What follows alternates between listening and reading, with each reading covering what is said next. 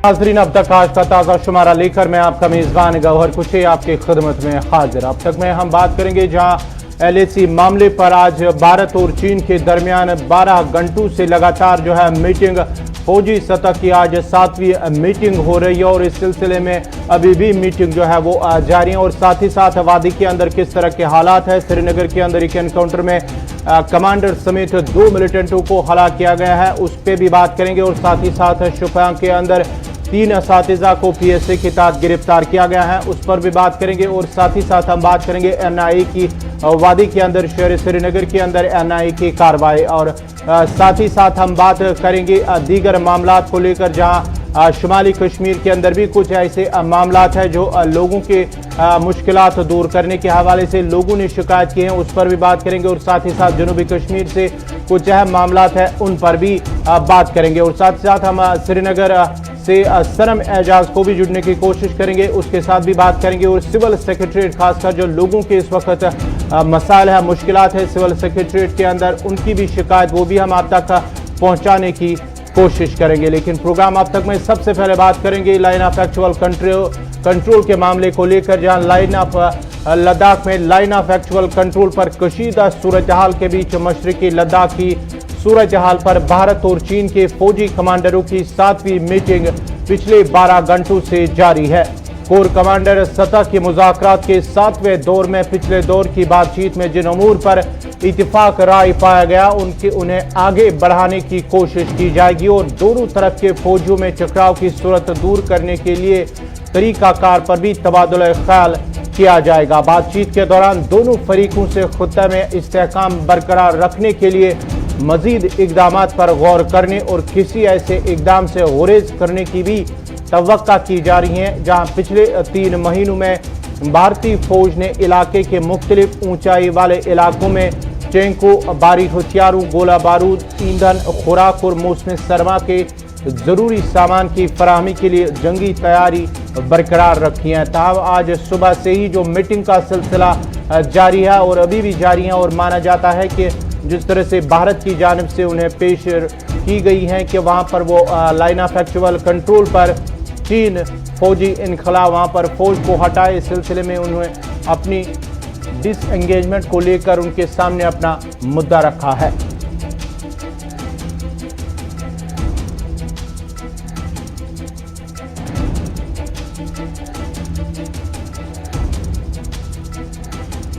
अब बात करते हैं NIA के हवाले से। कौमी तहकीकाती एजेंसी NIA ने कार्रवाई करते हुए फिरबाग श्रीनगर के रहने वाले एक शख्स को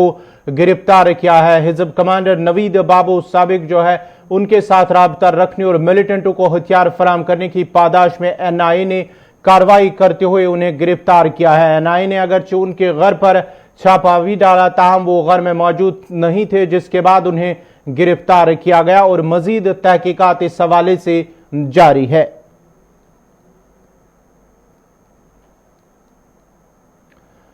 गिरफ्तार शुदा शख्स पर इल्जाम है कि उन्होंने मिलिटेंटों को हथियार फराम किया और साथ ही साथ मिलिटेंटों के साथ राबता रखने की पादाश में NIA की जानिब से इसे गिरफ्तार किया गया है।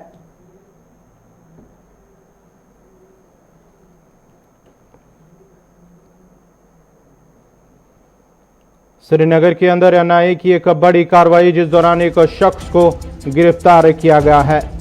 NIA ने फिरबाग इलाके के रहने वाले एक शख्स को गिरफ्तार किया है। NIA का कहना है कि NIA का मानना है कि उन्होंने मिलिटेंटों को हथियार फराम किया और साथ ही साथ मलडेरा शोपियान में एक जो साबिक सरपंच है उनके साथ उन्हें हथियार भी फराम किया और साथ ही साथ मिलिटेंटों के साथ राबता रखने की पादाश में उन्हें गिरफ्तार भी किया गया है। इस खबर पर मजीद तफसीलात के लिए सीधा चलते हैं श्रीनगर सनम एजाज के पास। सनम, क्या कुछ ताज़ा अपडेट है? आज की जो NIA की कार्रवाई है, फिरबाग के अंदर एक शख्स को गिरफ्तार किया गया है। बिल्कुल गौहर, ये श्रीनगर का फिरबाग का इलाका है, हैदरपुरा फिरबाग का, और यहाँ पे NIA ने आज एक कार्रवाई के दौरान तफज्जुल हुसैन को गिरफ्तार किया है। तफज्जुल हुसैन पे घर पे पिछले दिनों छापा पड़ा था और तब NIA की इस गिरफ्तारी के हवाले से यही बताया गया था कि ये कुछ और मामला, लेकिन आज ये NIA के ओहदेदारों की तरफ से जो जराया है NIA के, उनके हवाले से खबर मिली है कि ये मिलिटेंसी रिलेटेड एक्टिविटी में से गिरफ्तार किया जा चुका है और नवीद बाबा आपको याद होगा, हमारे व्यूअर्स जानते होंगे, साउथ कश्मीर में टॉप मोस्ट कमांडर माना जाता था। उनको हथियार सप्लाई करने के मामले में इसको गिरफ्तार किया जा चुका है। और यह भी बताया जाता है कि ये वहां के एक साबका सरपंच को हथियार वगैरह पहुंचाया करता था और उसके बाद वो मिलिटेंट्स को, खासतौर पे हिजबुल मुजाहिदीन के लिए वो हथियार पहुंचाए जाते थे। और एनआईए ने इसी गिरफ्तारी इसी हवाले से की है। पिछले दिनों भी जो इसके घर पे छापा हुआ था, उस वक्त भी इसी की गिरफ्तारी मुतवक्का थी, लेकिन उस वक्त घर पे नहीं था, तो तब ये खुलासा बाहर नहीं हुआ था कि क्यों छापा पड़ा था, क्या हुआ था। लेकिन आज जब गिरफ्तारी हुई है तफज्जुल हुसैन की, श्रीनगर के पिरबाग के इलाके के रहने की वाले की, तो उससे अब ये एनआईए की तरफ से भी खबर निकल के आ रही है, वहां के जराये भी यही बता रहे हैं कि ये मिलिटेंसी रिलेटेड एक्टिविटी थी और इसी में इसको गिरफ्तार किया गया है। सनम, जिस तरह से एनआईए की कार्रवाई लगातार वादी के अंदर जारी है, चाहे हम नॉर्थ कश्मीर की बात करेंगे या साउथ कश्मीर की बात करेंगे या शहर श्रीनगर की बात करेंगे, लगातार पिछले कई महीनों से देख रहे हैं कि एनआईए की लगातार कार्रवाई, चाहे वो आर पार तिजारत हो या मिलिटेंट से रिलेटेड कोई एक्टिविटी है, उसके खिलाफ एनआईए की कार्रवाई लगातार जारी है। देखिए, बिल्कुल गौहर, कश्मीर में अब छापामारी तो पहला लफ्ज है और सुबह शुरू होते ही पहली खबर यही आती है, छापामारी, रात भर छापामारी, दिन में छापामारी, चाहे वो एनआईए की हो, ईडी की हो या दूसरी छापामारी का सिलसिला हो। ये पुराने अब सिलसिला लगातार बनता ही जा रहा है और काफी वक्त से कश्मीर में, यूं कहें तो 2020 के पहले दिन से ही छापामारी के सिलसिले में, चाहे वो क्रॉस एलओसी ट्रेड हो, हवाला हो या दूसरे मामला हो, उनमें छापामारियां होती रही हैं, गिरफ्तारियां होती रही हैं। और इन गिरफ्तारियों के बाद पुलिस जो है वो जो कार्रवाइयां, जो अदालती कार्रवाइयां होती है वो भी हो रही, यानी कुल मिला के छापामारियों का सिलसिला जो है वो कश्मीर में जारी है। और आज की कार्रवाई भी उसी कार्रवाई के साथ, यानी कश्मीर की एक रूटीन कार्रवाई जो पिछले 30 सालों के दौरान जो हालात बने, उन्हीं हालात के साथ जोड़ के इन सभी कार्रवाइयों को देखा जा रहा है। सनम, आप हमारे साथ बने रहे। एक और खबर है जनूबी कश्मीर के हवाले से, जहां जनूबी कश्मीर के शुपा में कायम एक मदरसे में कई हाजिर सर्विस और साबिक तलबा को मिलिटेंसी में मुलविस पाए जाने के बाद पुलिस ने कहा कि उन्होंने एक ऐसे मजहबी स्कूल के 3 असातिज़ा को पीएसए के तहत गिरफ्तार किया है। आईजीपी कश्मीर विजय कुमार ने कहा कि स्कूल के जिन असातिज़ा को पब्लिक सेफ्टी एक्ट के तहत गिरफ्तार किया गया है, उनके अलावा मजीद कई और ऐसे असातिज़ा हैं जिन पर निगरानी रखी जा रही है। जी सनम, इस हवाले से क्या कुछ ताज़ा अपडेट हैं? जिस तरह से एक शुपियां के अंदर एक स्कूल के अंदर निजी स्कूल है, मदरसा है, जहां पर दीनी तालीम भी दी जाती है, वहां पर 3 असातिज़ा के खिलाफ कार्रवाई, विजय कुमार की जानिब से एक बयान जारी किया गया है कि उन्हें पीएसए के तहत गिरफ्तार किया गया है। देखिए, बिल्कुल ये स्कूल जो है ये सिराजुल इमाम नामी स्कूल शोपिया का है और इमाम साहब शोपिया में ये वाक़ा है। सिराजुल अलूम नामी स्कूल है और विजय कुमार जो जी कश्मीरी, उन्होंने आज प्रेस कॉन्फ्रेंस के दौरान इसका खुलासा किया और ये भी बताया कि इस स्कूल के 3 असातिज़ा, जिनमें अब्दुल अहद भट्ट है, रऊफ भट्ट है और मोहम्मद यूसुफानी है, इन्हें पब्लिक सेफ्टी एक्ट के तहत गिरफ्तार किया गया है। और साफ जाहिर है कश्मीर में पब्लिक सेफ्टी एक्ट जो है वो एंटी नेशनल एलिमेंट्स के नाम के हवाले से ही लगाया जाता है। और यहाँ पे ये भी बताया गया कि यहाँ के जो स्टूडेंट्स हैं, कुछ स्टूडेंट्स, लगभग 13 की उनकी तादाद बताई गई, जो मिलिटेंसी रिलेटेड एक्टिविटीज में मुलविस पाए गए हैं। ये आईजी कश्मीर की आज की प्रेस कॉन्फ्रेंस थी और उन्होंने ये भी यहाँ बताया कि चूंकि स्कूल कहीं न कहीं अपना इसका जो बैकग्राउंड है या मुंसलिक जिसे हम कहें, वो उन्होंने बताया कि जमात इस्लामी के साथ मुंसलिक है और यहाँ के जो टीचर्स हैं, यहाँ के स्टूडेंट्स हैं, उन पे कड़ी, और स्टूडेंट्स हैं और टीचर्स हैं, उन पे भी कड़ी नजर रखी जा रही है, आईजी कश्मीर ने बताया। और ये उनके कैरेक्टर की, उनकी एक्टिविटीज की जो है वो तहकीकात की जा रही है और उनके खिलाफ कार्रवाई की जाएगी। ये इस वक्त सारा मामला जो है, इसमें यह भी बताया गया कि जो याद होगा आपको लतपुरा का वाक़ा, और इस लतपुरा के वाक़े में जो गाड़ी इस्तेमाल की गई थी उसके बारे में भी बताया गया कि जिसकी वो गाड़ी थी सज्जाद अहमद, वो इसी का स्टूडेंट था। ये वन साइडेड व्यू है, ये है पुलिस का वर्जन। लेकिन इसी उस स्कूल के जो चेयरमैन है, उसने मीडिया से बात की है, न्यूज़ एजेंसी से बात की है, उसने पुलिस के इन सभी बयानात की तरदीद की है और सख्ती से तरदीद करते हुए उसने कई तरह के इसमें आदाद शुमार भी पेश किए हैं। एडमिनिस्ट्रेशन वहाँ की स्कूल की, उनका ये भी कहना है कि स्कूल की पहले ही CBI, CIK, IB, intelligence network, NI, MI, जितनी भी एजेंसीज कश्मीर में काम करती हैं, सब ने तहकीकात की है और उन्हें अब तक नहीं पाया गया है। और ये भी उन्होंने बताया। दूसरी जो इंपॉर्टेंट मुद्दा उन्होंने बताया कि साल 2000 से लगभग यहाँ स्टैब्लिश है और साल 2000 से यहाँ 10,000 के करीब जो स्टूडेंट्स हैं वो फारिग तहसील हुए हैं, यानी फारिग इल्म हुए हैं। उन्होंने यहाँ से डिग्रियां की, यहाँ से पढ़ाई की है और उनमें से बहुत से लोग जो हैं जिन्होंने डॉक्टर बने हैं, बहुत से लोग हैं जो स्टूडेंट बने हैं, जो टीचर बने हैं, प्रोफेसर बने हैं, इंजीनियर बने हैं और फौज और पुलिस में भी इस स्कूल के स्टूडेंट्स जो हैं वो इस सारे मामले में उनने उसमें भी नौकरी हासिल की है। तो अगर उनके बकौल अगर मिलिटेंसी रिलेटेड एक्टिविटीज वहां पे पढ़ाई जाती या इस सेपरेटिज्म का कोई सबक वहां पढ़ाया जाता तो फिर ये बच्चे जो हैं ये फिर डॉक्टर इंजीनियर नहीं बनते। 10-12 लड़के जिस तरह उनका ना कहा यहाँ पे बताया गया कि 10-13 के करीब जो स्टूडेंट्स हैं वो मिलिटेंट रिलेटेड एक्टिविटीज में, उन्होंने उसका भी कहा कि ये 10,000 के करीब स्टूडेंट्स हों तो उसमें 10-12 तो हो सकते हैं वो मिलिटेंसी में हों या किसी और तरह से स्कूल का एक्टिविटीज को उन्होंने ये भी कहा। साथ साथ में उन्होंने ये भी खुलासा किया कि जमात इस्लामी के साथ उनका कोई वाबस्तगी नहीं है, वो अलग से है, वो बोर्ड ऑफ स्कूल एजुकेशन का जो सिलेबस है उसके तहत पढ़ाते, साथ में एडिशनल में वो कुरानी इस्लामिक तालीम भी बच्चों को देते हैं और इस्लामिक तालीम उनका कहना था कि कोई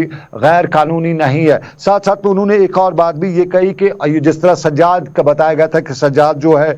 जो लथपोरा ब्लास्ट में इन्वॉल्व था, उनका ये कहना था कि सज्जाद बहुत पहले उनका स्टूडेंट रह चुका है लेकिन उसके बाद वो वहां उस स्कूल से फारिग हो चुका था, वो दूसरे स्कूलों में चला गया था, इसलिए सज्जाद की किसी एक्टिविटीज को उनके स्कूल के साथ जोड़ा नहीं जा सकता। या दूसरे स्टूडेंट्स का जिनके बारे में पुलिस का यह भी कहना था कि वो मिलिटेंसी में, उन्होंने उसकी पूरी तरह से नफी करते हुए बताया कि वो स्कूल में थे, कभी स्टूडेंट रहे हैं और अब वो क्या उम्र भर उनकी एक्टिविटीज के लिए उनका स्कूल जिम्मेदार नहीं रह सकता है। ये वहां के एडमिनिस्ट्रेशन, वहां के चेयरमैन ने जो एजेंसी से, न्यूज एजेंसी से या मीडिया से बात करके बताई है।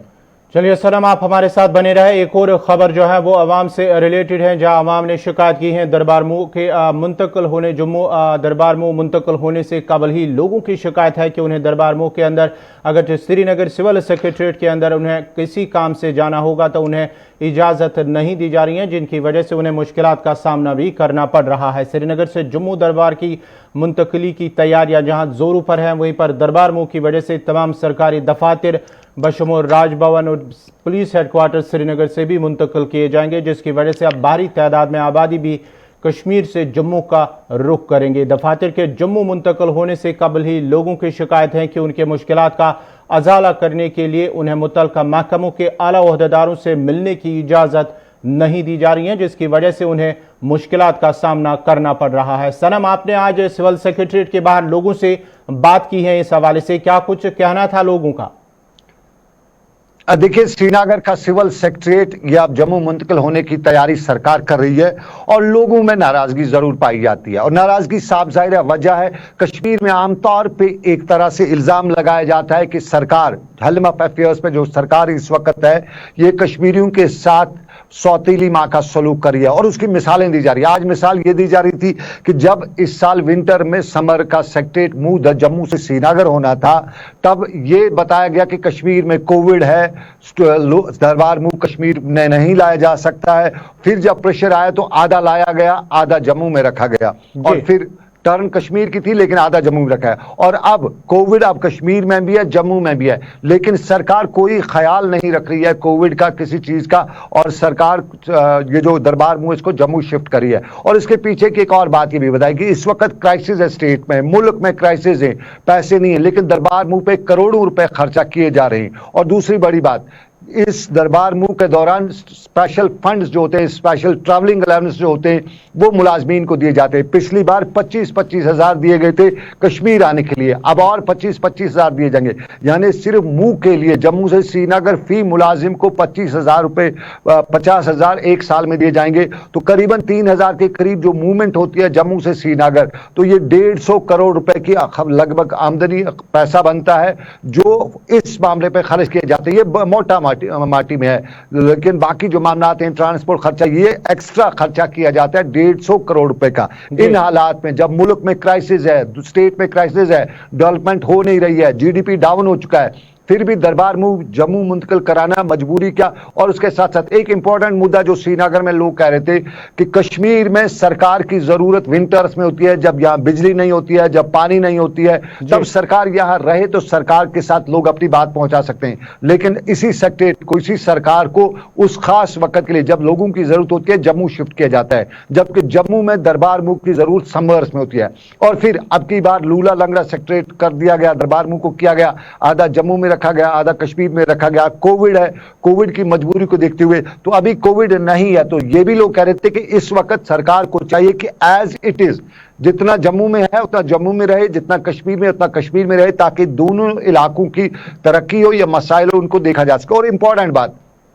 सिविल सेक्रेटरीट के बाहर जो लोग हैं उनको सिविल सेक्रेटरीट के अंदर जाना होता, सरकार ने परेशानी उनके लिए खुद खड़ा कर रखी है। पहले कोविड के नाम पे अंदर जाने नहीं दिया जाता था, बताया जाता कोविड, अब कोविड है लेकिन थोड़ा सा उस तरह से नहीं है। अब ऑर्डर है, लेकिन ऑर्डर किसको है कि जिसकी सेक्रेटरीट के अंदर किसी के साथ जान पहचान है, किसी के साथ कंटैक्ट है, इन्फ्लुएंस है, वहां से पास आता है। आम लोगों को सरकार के साथ मिलने नहीं दिया जाता। यानी सरकार जो हेल्म ऑफ अफेयर्स है, जहां सेक्रेटरीट से किसी का काम हो सकता है, किसी की परेशानी हल हो सकती है,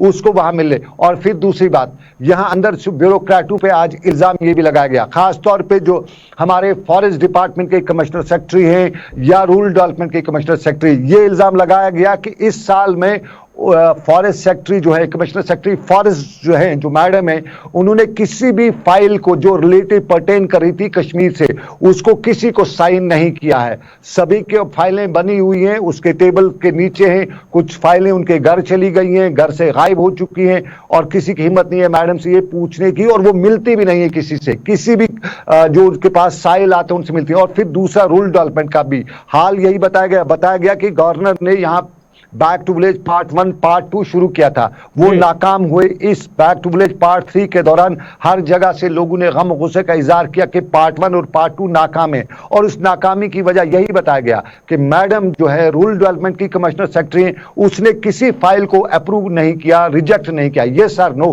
फाइल बन के गई, उनके टेबल पे रही, उनके वहां पे डस्टबिन में चली गई, कोई भी फाइल अप्रूव नहीं हुई है। और वही वजह हुई कि यहाँ पे बैक टू विलेज पार्ट 1 और 2 नाकाम हुआ। और 3 के हवाले से भी लोग यही कहते हैं कि ये भी नाकाम होगा, क्योंकि बैक टू विलेज पार्ट 3 जो है ये भी रूरल डेवलपमेंट के डिपार्टमेंट के साथ जुड़ा हुआ है, और जितनी भी फाइलें वहां से आई हैं वो सब इसी डिपार्टमेंट को जाएंगी। और अगर पुरानी रविश रही, जिस तरह बैक टू विलेज पार्ट 1 और पार्ट 2 में रूरल डेवलपमेंट कमिश्नर सेक्रेटरी का रोल रहा है, अगर वही रोल इस पार्ट 3 में भी रहता है तो फिर कोई फाइल जब पास होगी नहीं तो पार्ट 3 कैसे पास होगा। सरकार का, गवर्नर LG मनोज सिन्हा का, जो खुद जमीन पे पहुंचा है, लोगों से मिला है, बड़ी कोशिश की कि वो सरकार को ग्राउंड पे पहुंचाए, लेकिन सेक्रेटरीट में बाकायदा तौर पे मनोज सिन्हा जो LG जम्मू कश्मीर के, उनकी इस बैक टू विलेज पार्ट 3 को नाकाम बनाने की खुद सरकार की ब्यूरोक्रेसी के लोग कोशिश कर रहे हैं।